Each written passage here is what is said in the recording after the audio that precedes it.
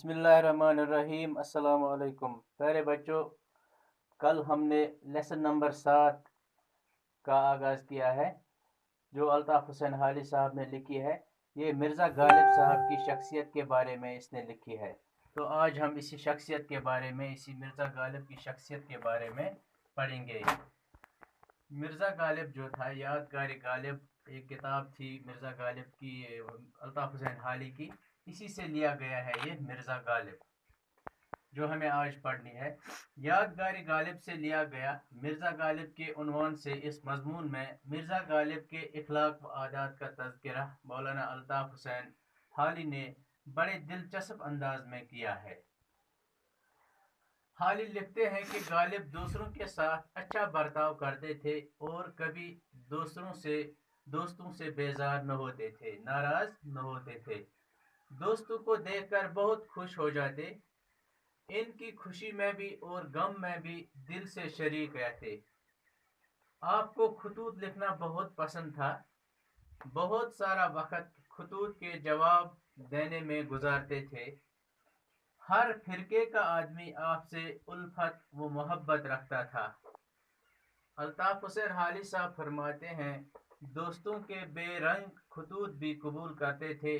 दूसरों के लिए ईसार व कुर्बानी का जज्बा बदर्जे उत्तम मौजूद था, यानी बहुत ज़्यादा मौजूद था।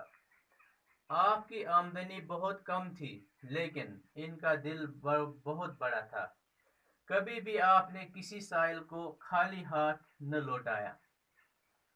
कलील आमदनी के बावजूद आप में खुददारी थी। आप बाजार में बगैर पालकी के नहीं जाते थे। पालकी यानी डोली। जो शख्स इनके घर आता वो भी इनके घर जाते। इनकी नसर व नज़म की तरह इनकी बातें भी निहायत मज़ेदार होती थी, इसलिए लोग इनसे मिलने और इनकी बातें सुनने का शौक रखते थे। बकौल हाली, इन्हें बजाय हैवान नातिक के हैवान ज़रीफ कहा जाए तो बेहतर है। यानी हैवान नातिक हम सब हैं।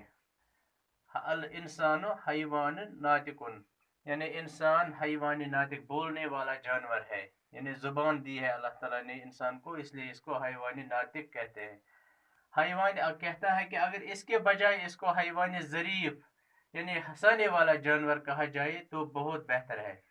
अगर कोई इनके तमाम मलफूजात जमा करता तो लताइफ व ज़राफ़त की एक बड़ी किताब तैयार हो जाती। मिर्ज़ा की पसंदीदा गुज़ा गोश्त के सिवा और कोई चीज़ न थी। वो एक वक्त भी बगैर गोश्त के नहीं रह सकते थे। आम गालिब को बहुत पसंद थे और अक्सर खाया करते थे। इनके दोस्त दूर दूर से इनके लिए आम भेजते थे। वो खुद भी अपने बैज दोस्तों से आमों की फरमाइश करते। शामी कबाब और पुलाव खाने के भी बड़े शौकीन थे।